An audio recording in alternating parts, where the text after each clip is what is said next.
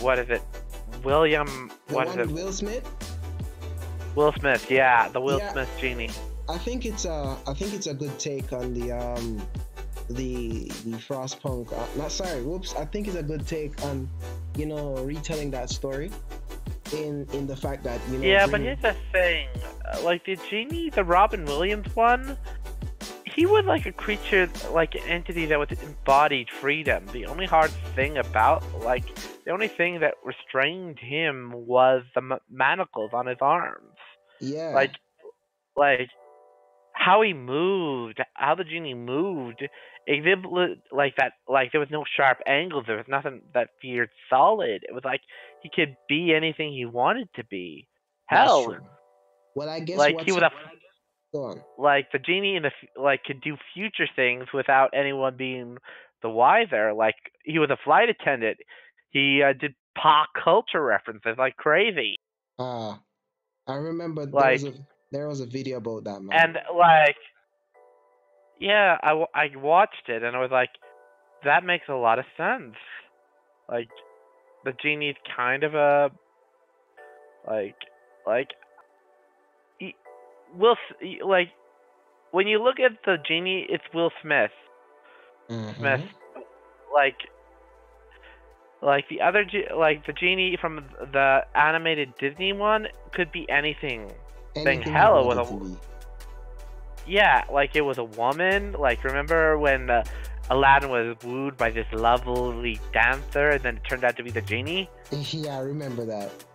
That was pretty Like cool. genie could be anything. The only thing that restricted him was the manacles.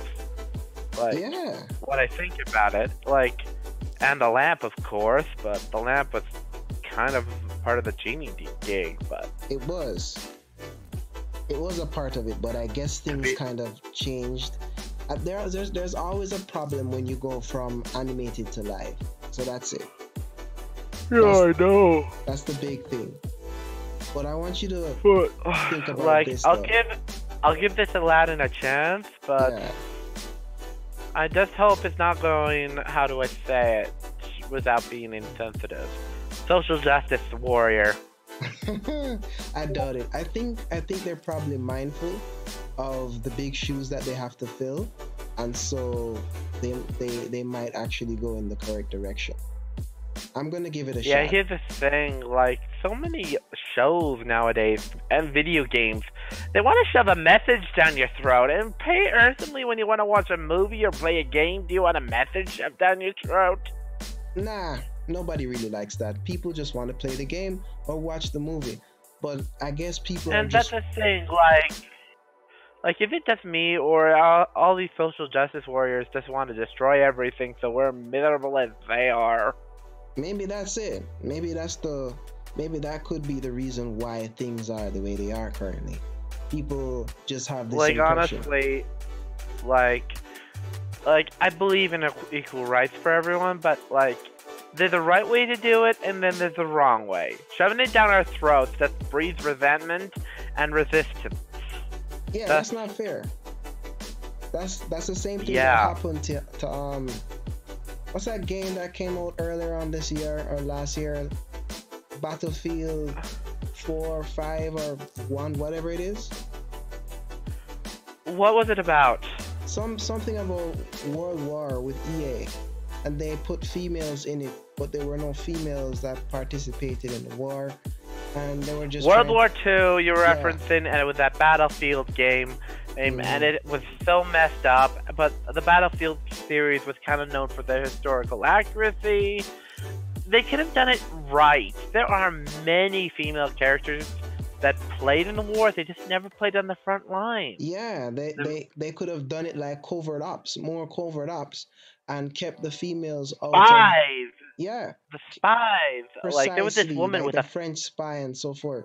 They didn't have to put there was the there was a fem- French spy lady who had a wooden leg. Yeah, I remember that. I remember reading about that. Yeah, basically, they could have done her story. Add a little shooting to it to spice it up, have some little intrigue. Hell, even have a dance scene where she dances with someone she's trying to get information from.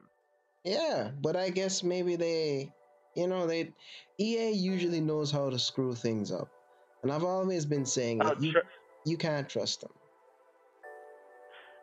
trust me, I have pre-ordered Anthem and I'm already kicking myself I think because you should. Well, I'm not gonna say anything. I But yeah, support BioWare. I don't support EA. It's like I hate EA. I trust BioWare, but BioWare is being eaten by EA as but we speak. the thing is, bro. I said this in a Frostpunk Reddit because we were having a discussion about 11-bit studios versus EA, and somebody was saying, but BioWare isn't EA, but BioWare is owned by EA, so technically BioWare is EA. So I don't trust anything that EA makes in terms of like, you know, not having loot boxes in it and so forth and shady marketing tactics. It's something I expect from them as developers because they're known for that kind of stuff.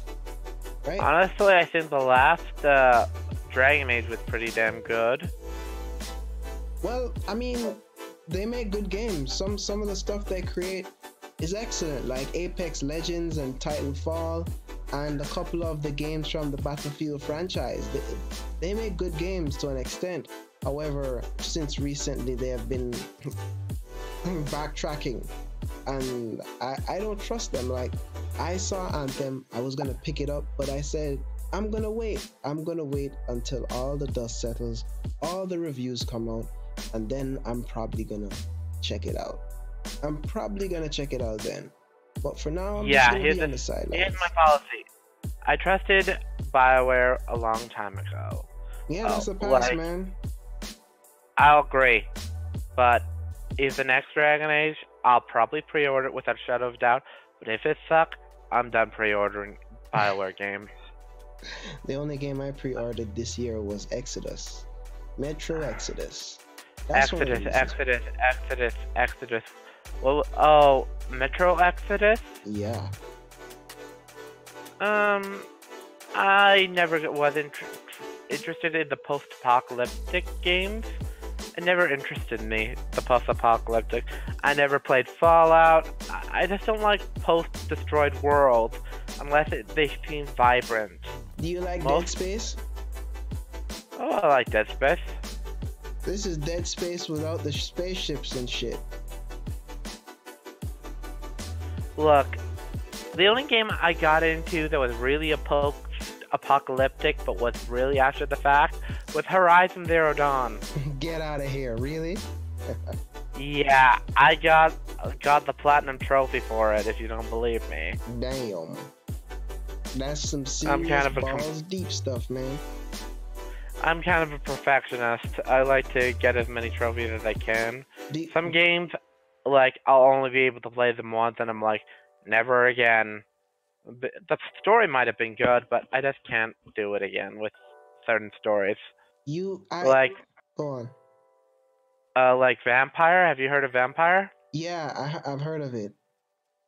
I was gonna check it out. I played it. I finished the game where I didn't kill anyone. Well, not any citizens. That must have been hard.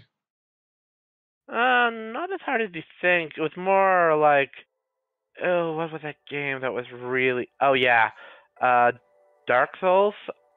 Also, it was that kind of like, it was like avoid, heal, hit, like, you know, hit, avoid for the final boss.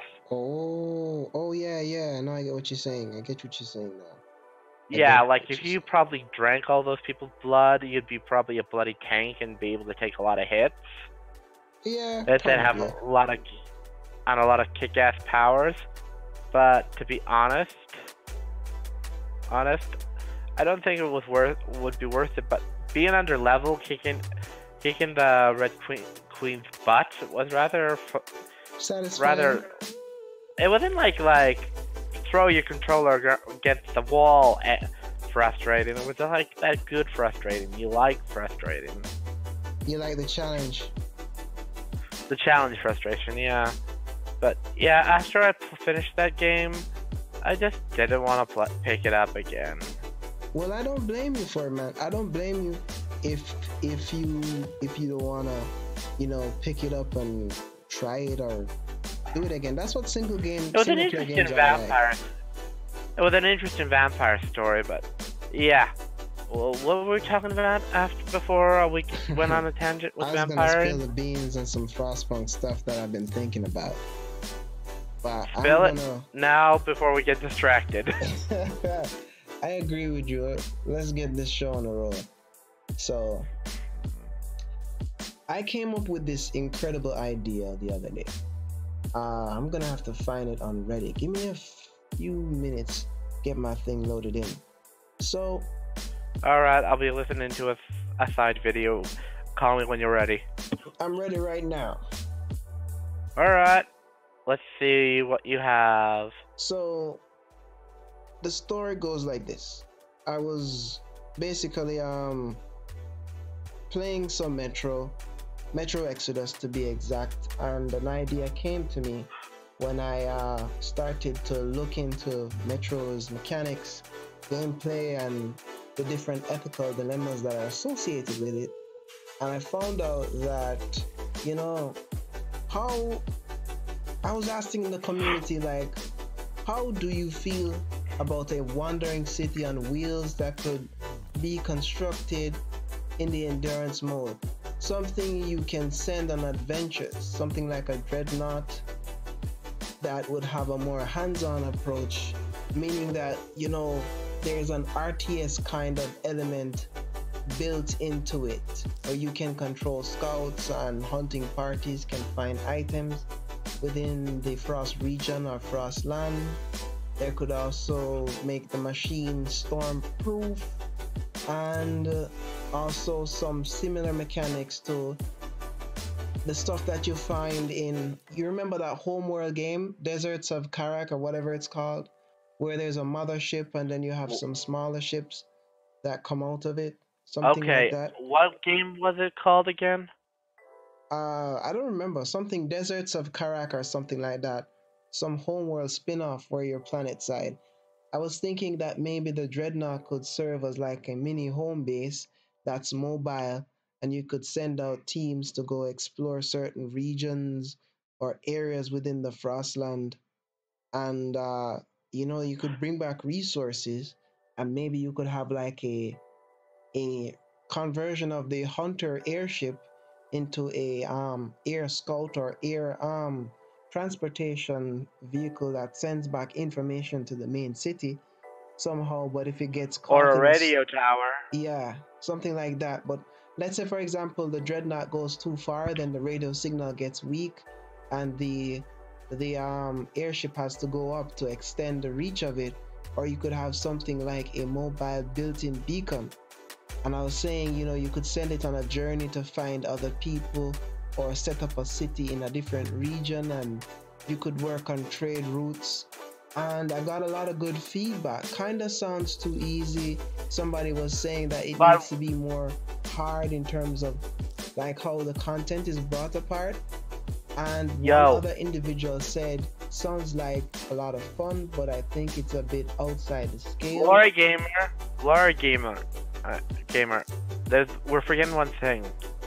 Mm-hmm. This requires programming and stuff. It might be too big for the game to handle. 2, it depends on how much work the developers are willing to put in. Well, that's true. I can't disagree with that.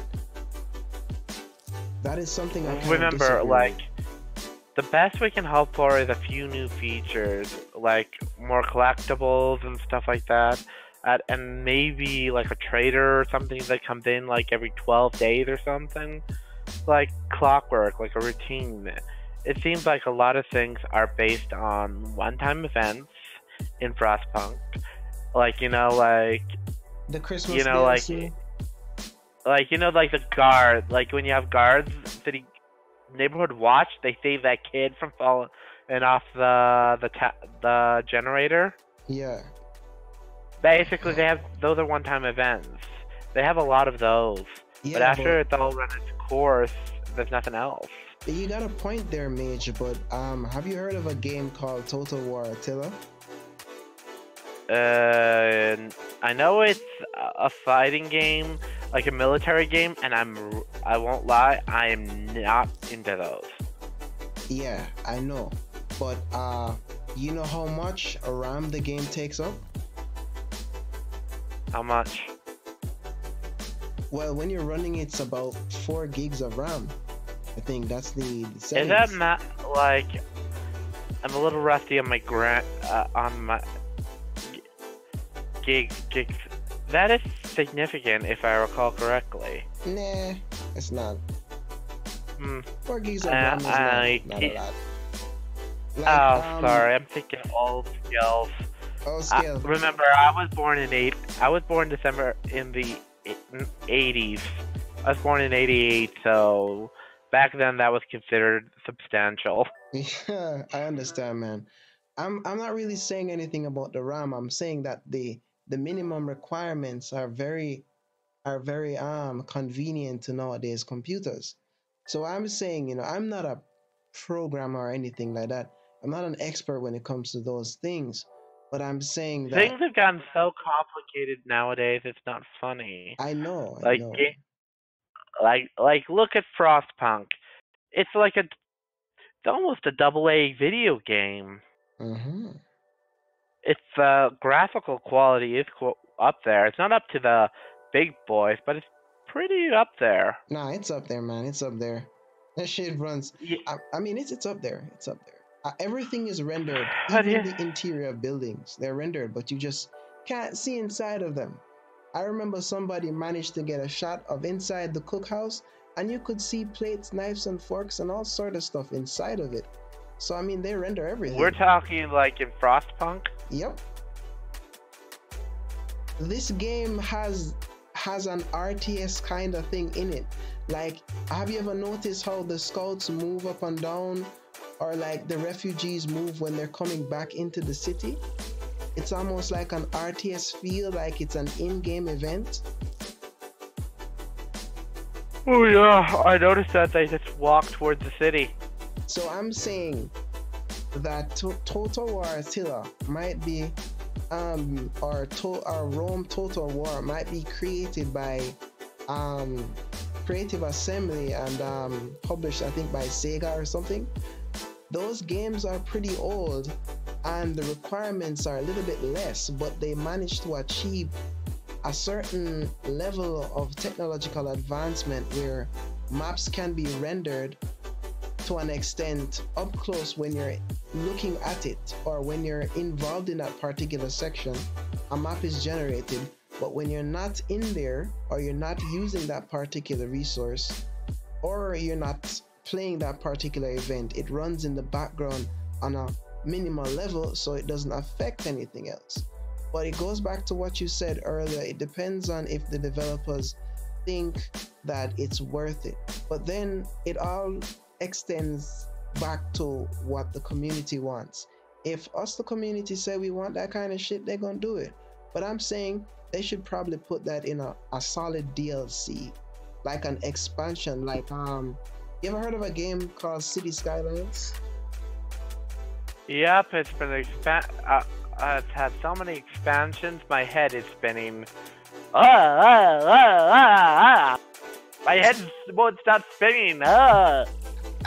So I'm thinking that because City Skylines can do that, maybe Frostpunk could probably try that kind of setting where you have multiple expansions released now and then with add-ons that enhance the gameplay and enhance the experience.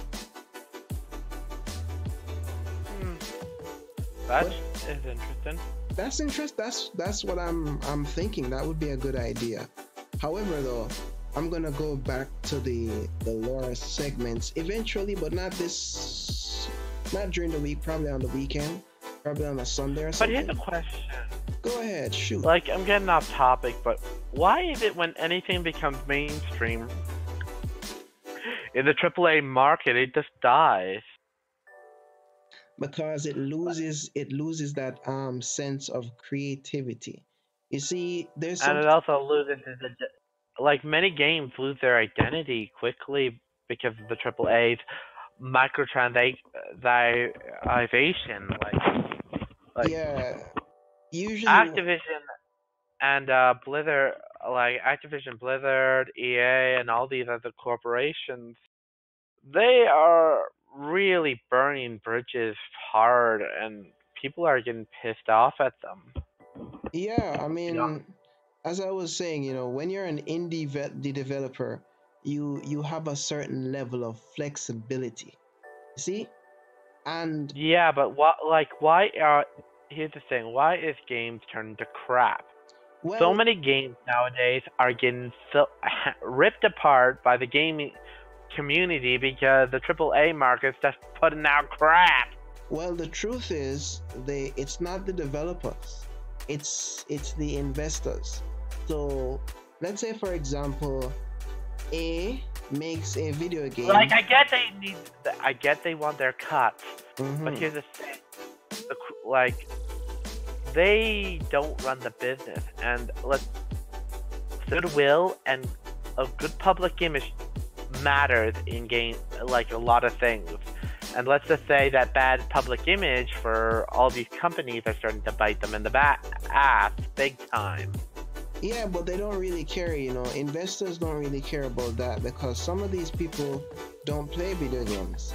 Some of the people who invest in it, they're not interested in that. What they're interested in is making money.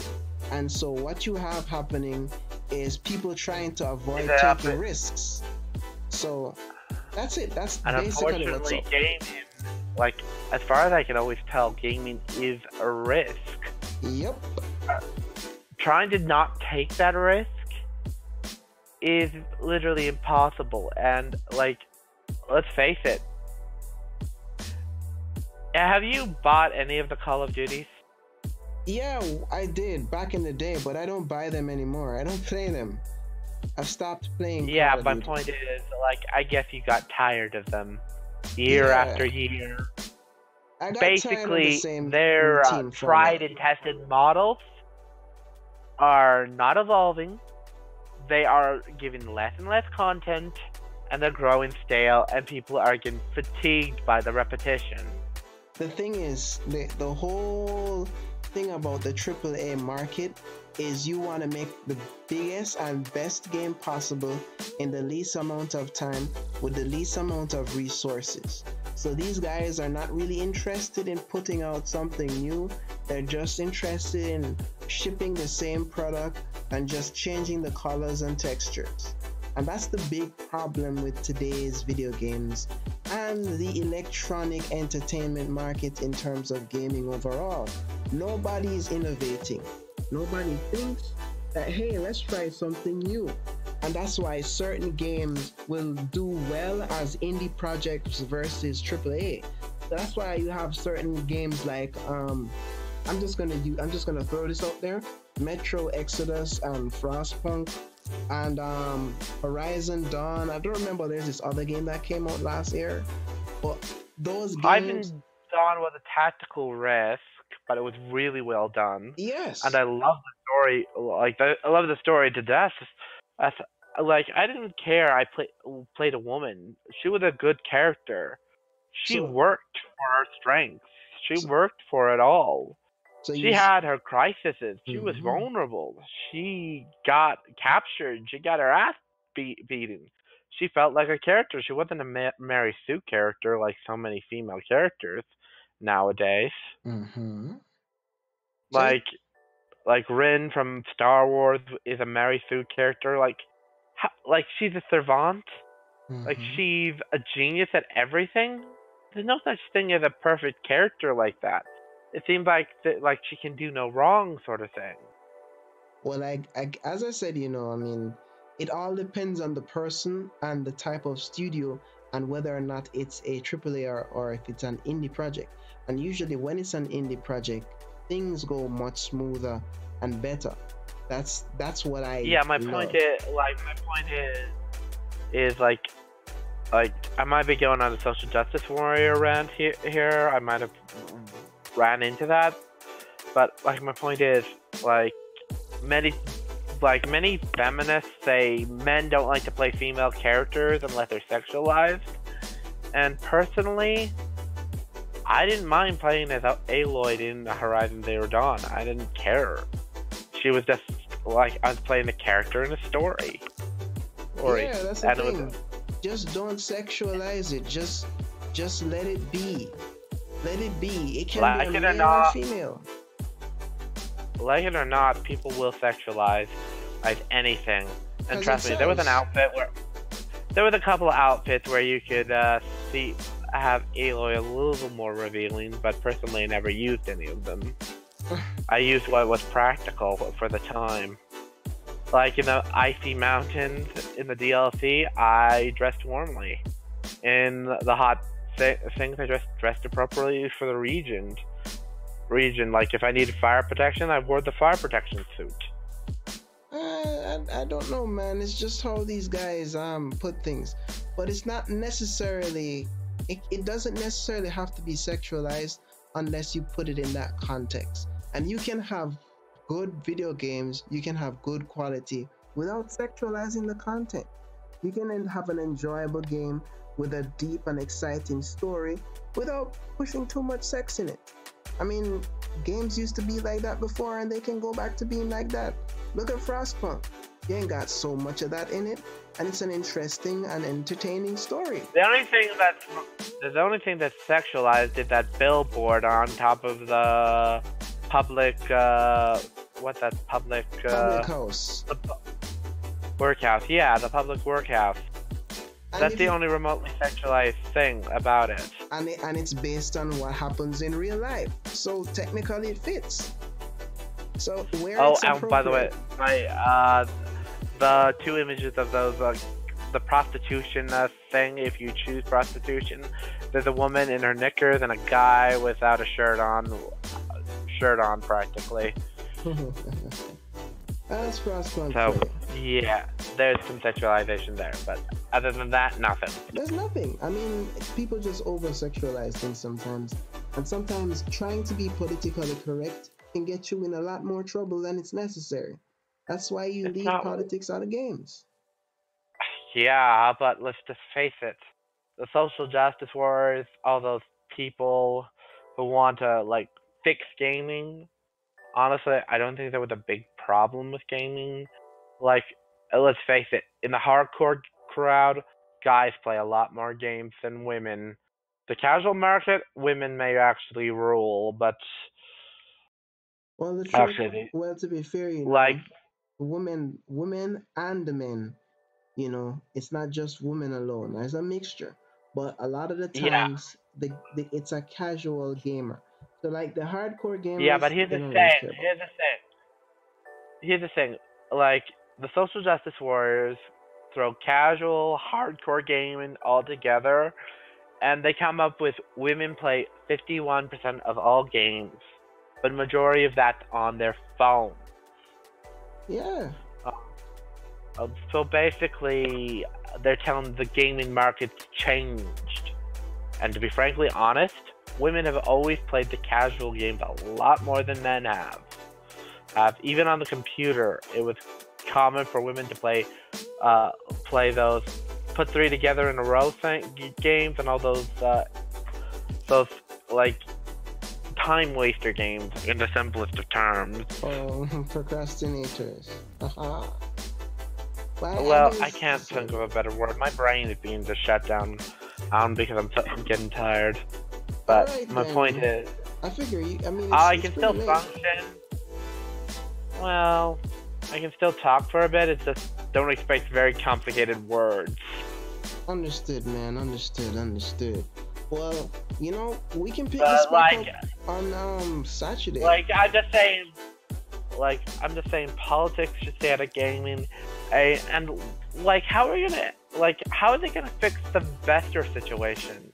Because it's already reaching a critical point where people are getting really fed up with the bullshit. Good games take at least 4 to 5 years to make. You can say that. You can say that again. Look at Metro. I didn't even know that thing existed. Shit popped up the other day and I picked it up. And I've been playing it ever since. This is my 3rd playthrough. But it gets solved, but the way how it's solved is when developers take shit into their own hand and start publishing their own games and not depending on publishers. You see this happening when what's the name? Oh God, Bungie takes Destiny away from Activision Blizzard. So developers are taking projects back into their own hands. 11-bit Studios and Frostpunk, I think 11-bit, from my understanding, is the publisher of Frostpunk and the developer. So a lot of the times when you do things in-house independently, it works out more for you because you have way more control and sway and say in as to what things are necessary from what aren't. But as I would say, here's the thing. Go on. Yes. You finish. No, alright. As I was saying, it all depends on where you're getting your money from because games are very expensive. And, paying a developer to create the project, spend hours and hours in front of a computer screen, rendering, developing textures, fixing bugs, doing all sorts of things like that, it's very time consuming and it costs a lot of money. So sometimes you don't have the money to fund these beautiful, amazing, and unique projects. So you turn to people with a lot of green, and sometimes those people who got the lots of greens don't really care about video games and just want their money. And that's why. Yeah, a lot of the CEOs here, they don't give a crap about gaming. No. I mean, they just want to know that they're behind a big title and they can collect some money. Yeah, and fortunately, like the CEOs that are invested, they really. Oh, excuse me for a minute. This might be important. All right, dude. Well, that's the first caller, I should say, for the week. So, we're starting off the live stream for Frostpunk. Okay. With a community chat at the moment. With people from around the world. Okay, love you, Dad. Gotta go. I was talking to someone. He's talking to Simba. Talking to his dad. How sweet is that? Hello, I'm back. Cool, man. It was my father. That's alright, man. It was my father. He was But, here's the thing. We all know the video game crash is going to happen. It's going to hit very soon. Maybe a year or two. The stocks for EA and Activision and a few others have crashed like a ton of bricks. Well, you got a point because the Quarterling was talking about that the other day. You've got a point about that. It's not a question of if, it's inevitable. The last video game crash, although under different circumstances, had the basically same thing. People are disillusioned. The gaming industry is pushing that same repression crap. The quality is way, way down for most AAA targets, and it's just people are getting fed up. They are disregarding people. The Russian project left and right for that in the name of money. So at the end of the day, what's different from the 74 or was it 83 video game crash? All I know is E.T. the video game caused it because there was a lack of quality control, which is the case now. Eventually things will settle, but let's pick this back up tomorrow, meaning Saturday. Good idea. I'm tired and am I making sense anymore? Or am I making sense, man? I can still hear you. Good, but my point is, I don't know what's going to happen, and I know that, for instance, one of the big 3 publishers are not going to survive. It's for certain. Yeah. It just depends on which one. And I have my money, it's not going to be EA. Maybe Activision, but what do you think? Which of the... I don't think any of them are going to go down. What I think might happen is they might have to change some of the policies that they have been implementing in the practice. But I gotta go, man. So we'll pick this back up on Saturday or Sunday, alright? Give me a text text and remind me of it because last time we were supposed to chat, I totally forgot. It's all right, man. I'll give you a shout. Okay, thank you. Have a good night. You Take too, care of man. yourself. Take care.